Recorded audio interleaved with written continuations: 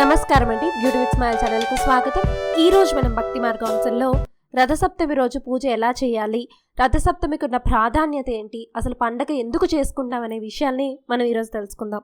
సూర్యుని విశ్వచక్షువు అని అంటారు, అంటే ప్రపంచానికి కళ్ళు వంటి వాడు అని అంటారు. మరి నిజమే కదా.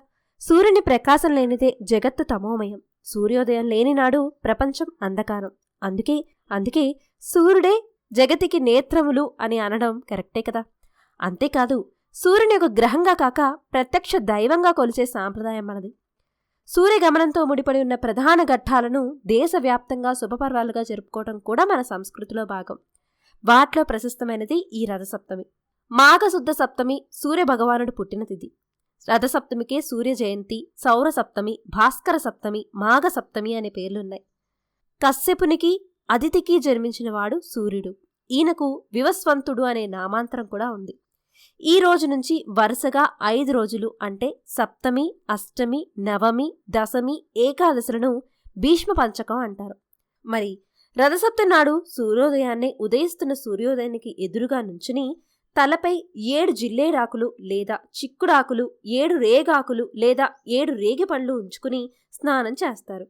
సూర్యునికి అర్కహ అనే పేరుంది. అందుకే అర్కపత్రము అంటే చాలా ఇష్టం అంటారు. అంటే అర్కపత్రం అంటే జిల్లేడాకు. మరి స్నానం చేస్తూ ఈ మంత్రం చదువుకోవాలంటే జననీ త్వాం హి లోకానాం సప్తమీ సప్తసప్తికే సప్త వ్యాహృతికే దేవి సమస్తే సూర్యమాతృకే. అంటే సప్తాస్యములు గల ఓ సప్తమి, నీవు సకల భూతములకును శ్లోకములకు జననివి, సూర్యునికి తల్లినైన నీకు నమస్కారమని ఈ మంత్రములకు అర్థం. ఇలా పఠిస్తారు. ఈ విధంగా చేయడం వల్ల 7 జన్మల పాపాలను, అంటే ఈ జన్మలో చేసినవి, జన్మాంతరంలోనివి, తెలిసి చేసినవి, తెలియక చేసినవి, మానసికంగా చేసినవి, వాచికంగా చేసినవి, శారీరకంగా చేసినవి, ఇలా ఏ ఉన్నా పోతాయని, సూర్యుడు 7 రకాల రోగాలను తొలగిస్తాడని భావిస్తారు. రథసప్తమి నాడు సూర్యుడు సప్తాశ్వమునుడు అంటే 7 గుర్రాలను పూంచిన బంగారు రథం మీద రథసారథి అరుణుడు నడుపుతుండగా దక్షిణాయనం నుంచి ఉత్తరాయణానికి మళ్ళీ వెళ్తాడని భావిస్తాడు. అంటే ఉత్తర దిశ వైపు తన రథాన్ని మళ్లిస్తాడని భావిస్తారు. సూర్యునికి ఎదురుగా ఆవు పేడ పిడకలతో దాలిలో ఇత్తడి గిన్నెలో ఆవు పాలను పొంగిస్తారు.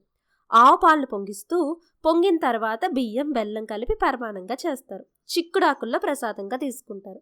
ఈ సప్తమి నాడు ఆవు నెయ్యితో దీపారాధన చేయడం మంచిది.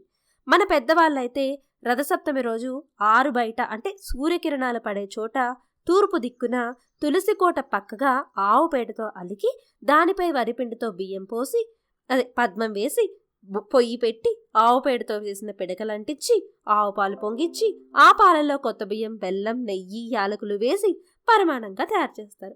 ఈ పరమానం చాలా మెత్తగా ఉండాలంటారు.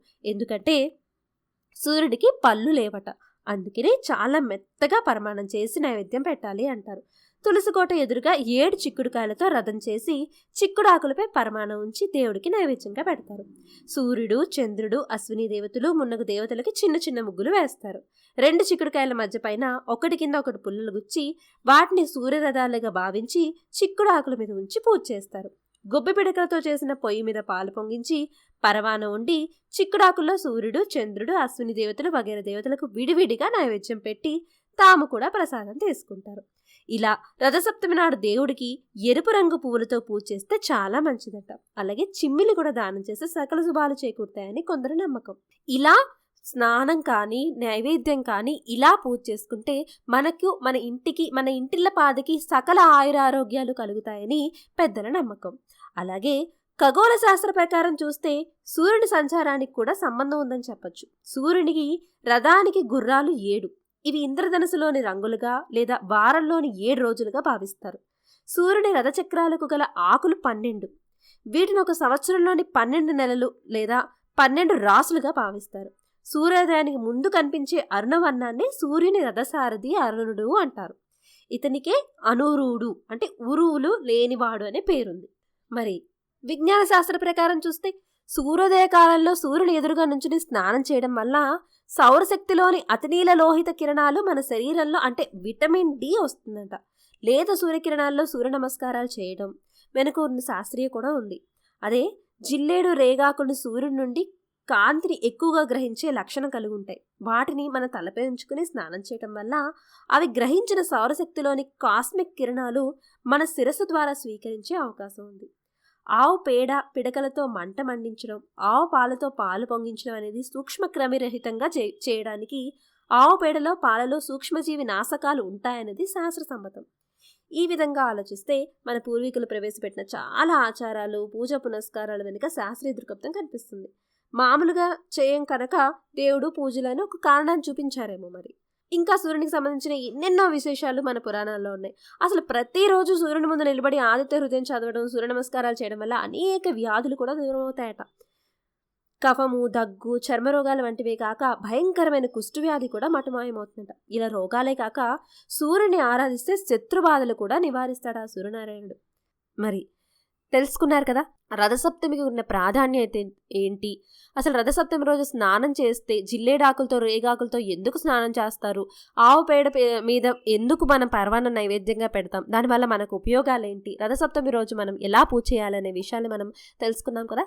ఇంకా మీకు ప్రాక్టికల్గా కావాలి పూజ ఎలా చేసుకోవాలి అనే విషయాన్ని తెలియజేయాలంటే రేపు మాఘ ఆదివారం రోజు వీలైతే తప్పకుండా నేను ప్రాక్టికల్గా పరమాన్నం ఎలా నైవేద్యం పెట్టాలో అనేది చేసి, అలాగే అక్షింతలు ఎలా తయారు చేసుకోవాలని చేసే విషయాన్ని మీకు తెలియజేస్తాను. మరి అంతవరకు సెలవు, మరొక వీడియోలో కలుద్దాం.